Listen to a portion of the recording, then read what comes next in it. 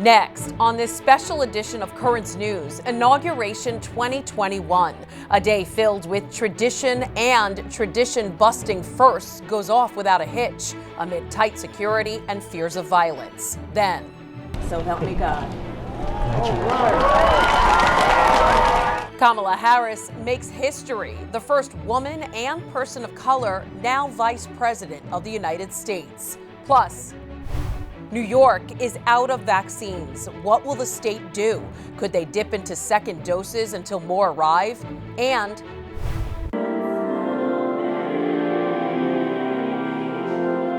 St. Joseph's Co-Cathedral celebrates a special mass calling on the faithful to protect the sacredness of human life. The news starts right now.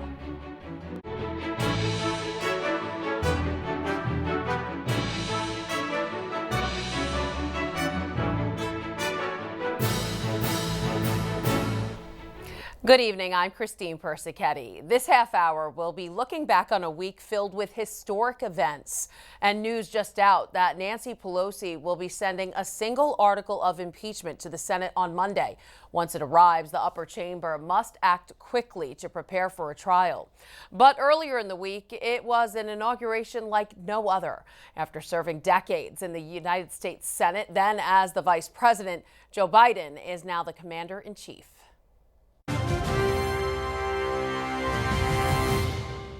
So help me God. Congratulations, Mr. President. And with that, Joe Biden becomes the 46th president of the United States. Using his family's 1893 Bible, the nation's second Catholic president took the oath of office from Catholic Chief Justice John Roberts. It was a scaled-down inauguration with a small crowd and big security. Instead of the usual throng of thousands of onlookers, a field of American flags filled the National Mall, with 25,000 National Guard troops working to keep things safe exactly 2 weeks after protesters stormed the Capitol. Biden used his inaugural address to deliver a message of unity. He also spoke about the pandemic, domestic terrorism, and racism, but said politics doesn't have to be a raging fire, that unity is the path forward. Today, on this January day, my whole soul is in this, bringing America together, uniting our people, uniting our nation. And I ask every American to join me in this cause. As the Bible says, weeping may endure for a night, but joy cometh in the morning. We will get through this together. The new president began his day practicing what he preaches by attending a church service with members of the GOP. Biden invited Senator Mitch McConnell and others to join him for a private mass at the Cathedral of St. Matthew the Apostle. On this day where we emphasize national unity. But while the incoming president was making his way to church, the outgoing president, Donald Trump, was leaving the White House for the last time as 45th president. Trump skipped the inauguration, but did have some gracious words for his successor. I wish the new administration great luck and great success. I think they'll have great success. And President Biden wasting no time, getting right to work to sign several executive orders. This is a great nation. We are good people. And over the centuries, through storm and strife, in peace and in war, we've come so far, but we still have far to go. We'll press forward with speed and urgency, for we have much to do in this winter of peril and significant possibilities. Now to the new vice president. When Kamala Harris took the oath of office, she actually made history in more ways than one, becoming the first Black, South Asian, and female vice president of the United States. She's also the daughter of immigrants, and her mother's family in India could not be more proud. Vidika Sood has the story. The duties of the office upon which I am about to enter. So help me God. So help me God. While America witnessed history, the village of Thulasendrapuram in South India, almost 8,700 miles from the White House, better known as Harris's ancestral home where her maternal grandfather was born, broke into celebration as Kamala Harris took her oath as Vice President of the United States. The usual quiet of the night disrupted with celebration and fireworks. For them, Harris is like family. 2000 குடும்பங்கள் தான் இருக்குது துளசேந்திரபுரத்தில். அவங்க அதாவது துளசேந்திரபுரத்தை உலகம் பூரா பார்க்குற அளவுக்கு திரும்பி பார்க்க வச்சுருக்காங்க. அது எங்களுக்கெல்லாம் ரொம்ப பெருமையாக இருக்குது. The build-up to the inauguration began early Wednesday morning. In the shadow of the COVID-19 pandemic, people cooked for the special occasion. இந்த ஊருக்கு வந்தாங்கன்னா இன்னும் எங்களுக்கு ரொம்ப மகிழ்ச்சியா இருக்கும், ரொம்ப பெருமையா இருக்கும். எங்க ஊரை அவங்க ஒரு தடவையாவது பார்க்கணும். Decorated their courtyards and held prayers at the village temple Harris's extended family members have attended. I heard that she as a 5-year-old child she used to come. She has come to this temple with her grandfather. In Delhi, Harris's uncle, whom she fondly calls Uncle Balu, was flooded with congratulatory messages and calls. Well, last 2 weeks, 3 weeks, there was no calls. But yesterday and today, I'm getting a lot of calls. Harris often credits her mother, Shyamala, as one of the most important influences in her life. To the woman most responsible for my presence here today, my mother, Shyamala Gopalan Harris, who is always in our hearts. Shyamala was all of 19 when she moved to California from India to pursue her studies. An active civil rights crusader, she later raised her 2 daughters amid many adversities. So in spite of the discrimination and all those things they felt, she personally felt, she brought up her daughter to fight for the minorities and everything. So normally when I see Kamala, I feel more and more I think about it. The more and more I feel what a damn good job Shyamala did, Vedika Sood, New Delhi. There's outrage in D.C. as word spread that National Guard troops who were sent to protect the nation's capital were moved to a parking garage after being told they could no longer use the Capitol Hill complex. Troops were originally using designated areas in the Capitol building to sleep and rest, but 5,000 troops were temporarily relocated to the parking garage at the Thurgood Marshall Judicial Center, where they had to share 1 electrical outlet and 1 bathroom with 2 stalls. The troops have since been let back into the Capitol. The National Guard saying the relocation was temporary because Congress was in session. Hitting the ground running, President Joe Biden signed several executive orders on his first day in office, many targeting the policies of former President Trump. Biden canceled the Keystone XL pipeline. The system stretches thousands of miles through several states carrying crude oil from Canada into the U.S. He also rejoined the Paris Climate Agreement, a deal negotiated when he was vice president. Catholic leaders praised the move and also welcomed the new administration's decision to scrap Trump's travel ban on predominantly Muslim countries. President Biden also ordered an immediate pause on construction of the U.S.-Mexico border wall and implemented a 100-day moratorium on certain deportations, which the administration says is part of Biden's plan for immigration reform. He's also extending bans on evictions and foreclosures for Americans affected by the coronavirus pandemic and rejoining the World Health Organization, making the fight against coronavirus a top priority for his administration. But some policy changes have many Catholic leaders concerned, making protections for the rights of the unborn top of mind, specifically when it comes to the Hyde Amendment and the Mexico City policy, safeguards that protect against taxpayer funding for abortions. But in the administration's first press briefing, the new press secretary would not say what the administration plans to do about the current policies. We'll have more to say on the Mexico City policy in the coming days. But I will just take the opportunity to remind all of you that he is a devout Catholic and somebody who attends church regularly. He started his day attending church with his family this morning, but I don't have anything more for you on that. President Biden did not disclose any abortion policy changes in his first day in office. The U.S. bishops highlighted President Biden's stance on abortion as a top concern for Catholics in this new administration. Archbishop Jose Gomez, who leads the American Conference of Catholic Bishops, saying in a statement, in part, "I must point out that our new president has pledged to pursue certain policies that would advance moral evils and threaten human life and dignity, most seriously in the areas of abortion, contraception, marriage, and gender. Rather than impose further expansions of abortion and contraception, as he has promised, I am hopeful that the new president and his administration will work with the church and others of goodwill. My hope is that we can begin a dialogue to address the complicated cultural and economic factors that are driving abortion and discouraging families." President Biden also laid out his plan to battle the COVID crisis. Our national strategy is comprehensive. It's based on science, not politics. It's based on truth, not denial, and it's detailed. The commander-in-chief held up the nearly 200-page plan that includes a campaign to vaccinate 100 million in 100 days. But some independent experts say the administration should be setting a higher bar than that, since during flu season, the U.S. can vaccinate 3 million a day. He also signed an order to use the Defense Production Act, directing all federal agencies and private industries to produce everything needed to protect Americans from the virus. But Biden's new plan isn't coming soon enough for New Yorkers. Governor Cuomo saying the state's out of vaccines. Another 250,000 doses should be arriving Friday, but the governor insists that's not enough.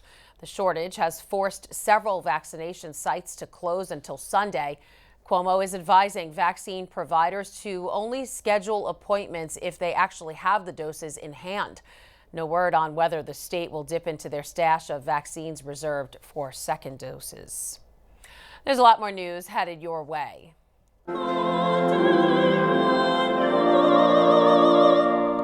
Celebrating life at St. Joseph's Co-Cathedral will take you to the Diocese of Brooklyn's opening mass for the USCCB's 9 Days for Life. Then, the Department of Education is canceling pre-K programs at schools around New York, 5 of them at Catholic schools in Brooklyn. And the Vatican fulfills a Christmas request by the Holy Father to vaccinate some of the most needy. We'll explain coming up.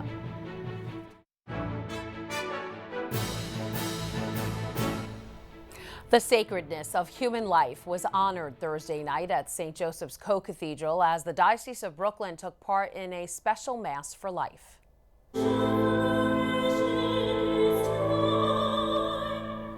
Pro-life supporters filled the socially distanced pews for this opening mass, marking the start of the 9 Days for Life novena. The days following will be full of reflection, prayer, and action, promoting a crucial part of the Catholic faith, the respect of human life. Building communities in new ways is crucial this year as the pandemic forced the annual March for Life to go virtual.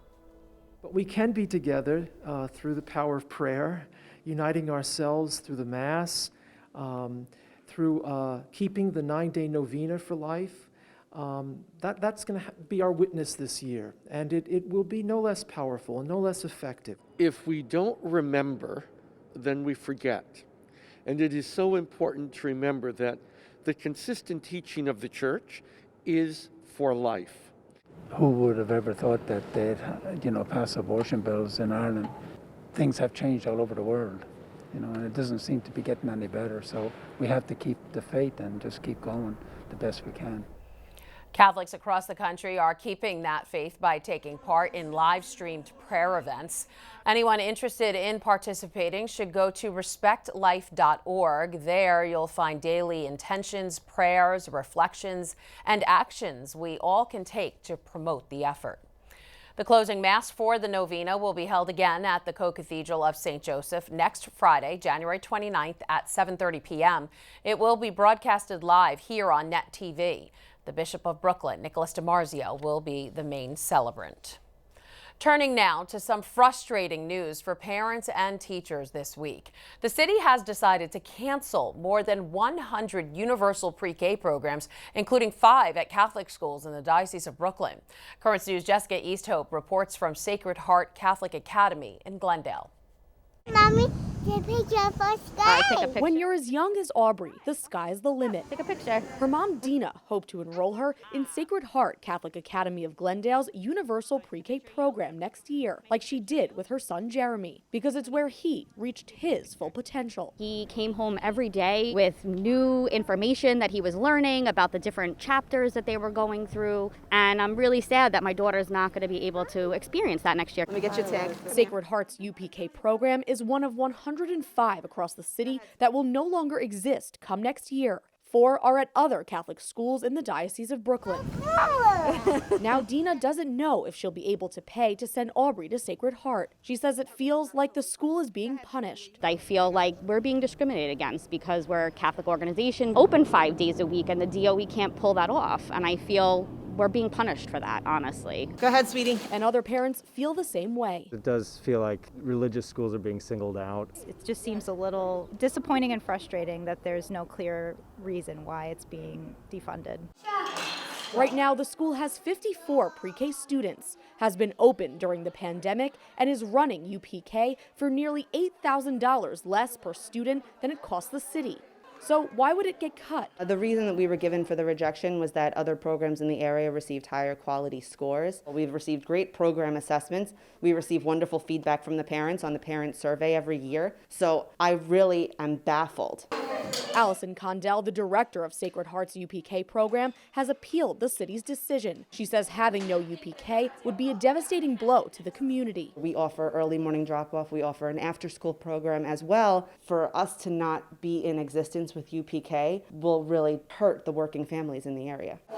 We reached out to the Department of Education but have not heard back. If Sacred Heart's appeal isn't approved, administrators say they have no choice but to tell parents within the next 2 weeks that pre-K tuition for next year will cost around $5,000 a child. Got him. In Glendale, Jessica Easthope, Currents News.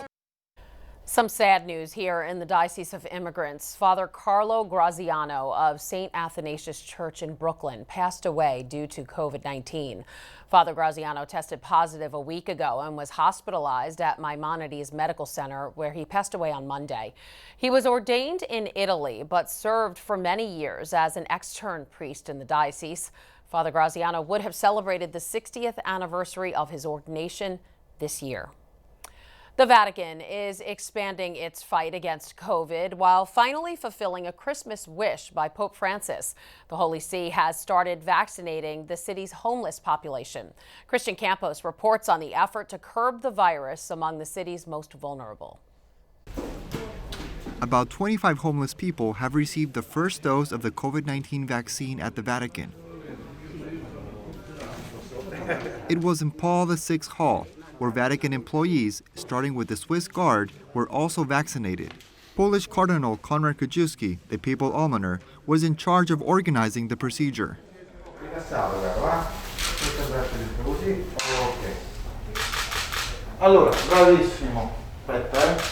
This was the first group of homeless people to receive the vaccine. The Vatican explained that others will be coming to this makeshift hospital in the next few days to be vaccinated. This fulfills the Pope's Christmas request.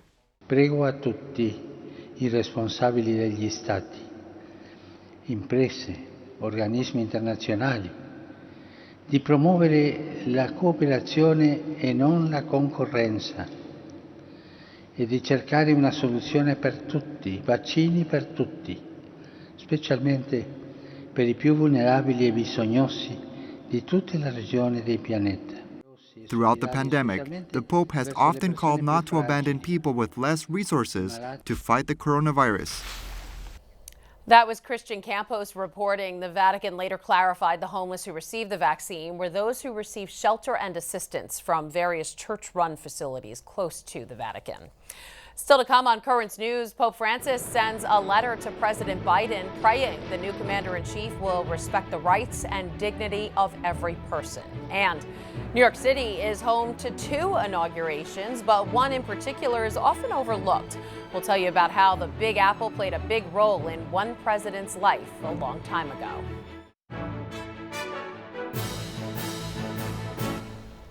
Returning to the week's top story, the leader of the Catholic Church sent a message directly to the new leader of the United States.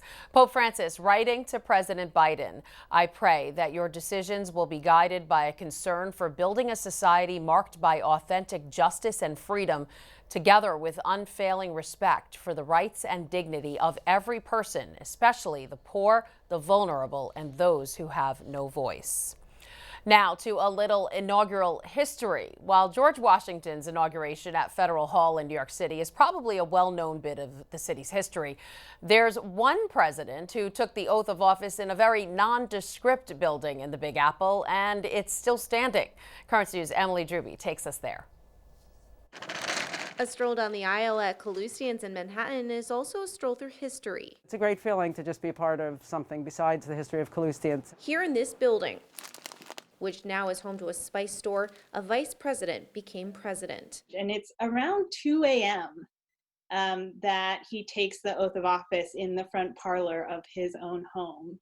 Back in 1881, President James Garfield was shot. He held on for months, but died in September, his vice president needing to step in immediately. Lily Wong of the New York Historical Society explains that plans were quickly made for his VP, Chester Arthur, to take the oath of office. There was an urgency to it, right? The cabinet wanted the vice president to be sworn in as president sort of as quickly as possible. So he was, right in the parlor of his home, 123 Lexington Avenue, a discrete piece of American history, noted only by a hazy plaque. The plaque is a little hard to read, but the plaque has been there for a long time. So people do come in and say, oh, I just heard, either because they saw it or they were reading history. George Washington is the only other president to be inaugurated in New York City. The building that he was inaugurated in was demolished in the early 1800s, but there is a building now, Federal Hall in New York City, that was rebuilt later. Pieces from Washington's inauguration are on display at the New York Historical Society's Meet the President's exhibit. And we also have the Bible that he swore the oath on. Of the two, President Arthur's building is the only one still standing. And even though he only lasted one term, the legacy of his inauguration has really spiced up history on this relatively quiet city block. There have been some changes to the building since President Arthur's death, but this often overlooked special piece of New York City history is still here, and it's a National Historic Landmark. In Manhattan, Emily Drooby, Currents News. And that is Currents News. I'm Christine Persichetti. Thank you for joining us, because we are putting your faith in the news. Before we go, we want to leave you with some of the most moving images from Wednesday's inauguration and the words of the youngest inaugural poet, Amanda Gorman, a member of St. Bridget's Catholic Church in Los Angeles. Hope to see you again next time. When day comes, we ask ourselves, where can we find light in this never-ending shade? The loss we carry, a sea we must wade. We've braved the belly of the beast. Scripture tells us to envision that everyone shall sit under their own vine and fig tree, and no one shall make them afraid. If we're to live up to our own time, then victory won't lie in the blade, but in all the bridges we've made. That is the promise declared, the hill we climb if only we dare it, because being American is more than a pride we inherit. It's the past we step into. The new dawn blooms as we free it, for there is always light if only we're brave enough to see it, if only we're brave enough to be it.